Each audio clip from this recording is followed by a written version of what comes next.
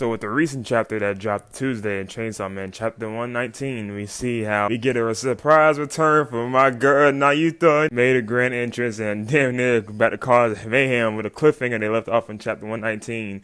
And with that being said, I did a video talking about when will Nayuta will appear in Chainsaw Man Part 2. And we finally got the chapter, man. So we got mentions of her, but we never seen her and how she looks ever since the end of part 1.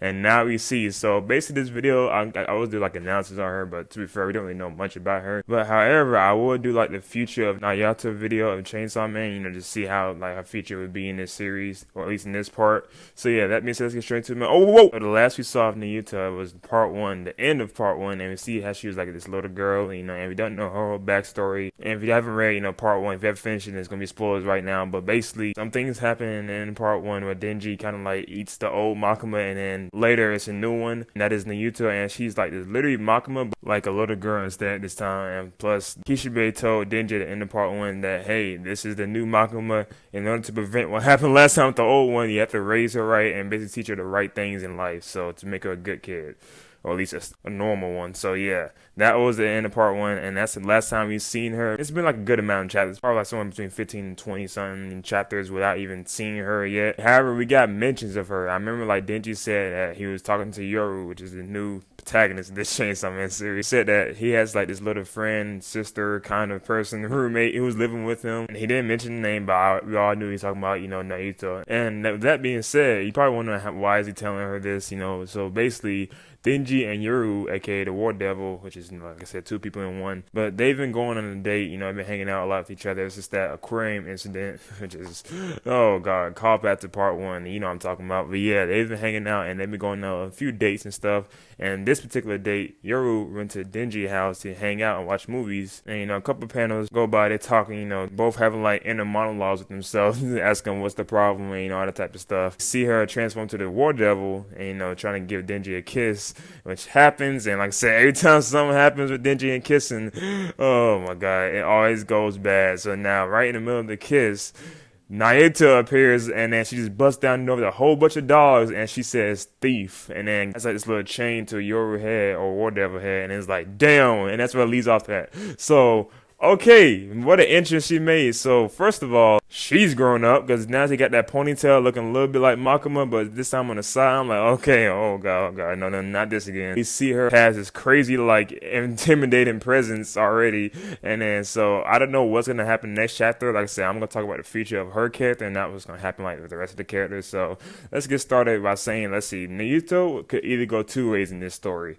She could either go the good route and protect Denji like a Pachita way how he was protecting him and standing by his side, or she could slip up, or somebody could mess like Denji, or someone that could make one common mistake and that can cause her to become evil again, just like Makima, and then that could pretty much, you know, set this tone for the story and the pace in the story right there. So those are things I got a feeling might happen, but which one I want to happen? And a little bit of both. I'm not gonna lie, Sky. I want to see where like each path goes and like see how far and deep it could get. Like, would there be repercussions of what happened? Like, will it be like some major changing moments in the series? I don't know, but like I said, that could be the future of her, and whichever way she goes, hey, just hope. Let's just hope no one dies. Also, talking about more like the thief part of the story, it's clear as day is that like she's very attached to Denji, which is, I think, it's a good thing, because like I said, when someone else, first of all, he was very hesitant bringing someone else to the house because he know, I guess, how she'll get. Like this other girl at the house, like he probably scared of cheating on her. I thought that was funny, but it's clear as day that she's very attached because, like I said, I think she's still control and like possessive, just like Makima, and plus her, you know, devil is the control devil. So of course, when she gets like attached to something, she want to also herself, which is probably the relationship with Denji and like a caretaker like that. So when someone else come in the picture, she's probably gonna, you know, go crazy like that. And yeah, that explains why she said thief. And also, it's not really completely saying that she's like, you know, this monster already, or like this, you know, intimidating person. She still is a child at the end of the day. And another key detail about that is because you remember when like it's like a small detail, but it was like the side panel where it showed like, you know, her and Denji fart counter.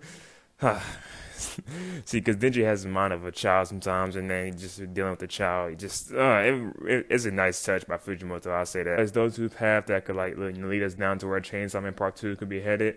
But I wonder what she does with the War Devil. Not even just the War Devil, the other one that we saw earlier in the chapters. What was it? The Hunger Devil. Pardon the Four Horsewomen theory. I got thinking. I think it's Hunger Devil. I could be wrong. I'm pretty sure it's Hunger Devil.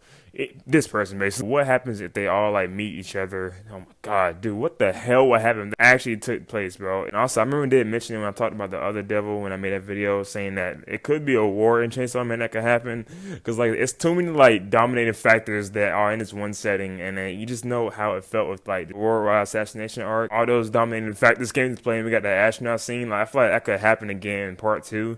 Like with different characters, but like I said, we just gotta see what Fujimoto cooks up. But I am very, very interested to see what happens. And don't forget, in Part 1, everything that happened, all those deaths, all those characters, all those like fights, basically all went back to Makima. And so, will that happen in Part 2 with Nayuta, or would Denji prevent it? And plus, we still gotta worry about the other guy who's like the fake Chainsaw Man. Bro, who is this guy? And the boy Konbini, like, it's a lot of characters that we still gotta get explained, like, of their background a little bit, because I don't know if these are the main cast of the story. I don't know if we get introduced to more.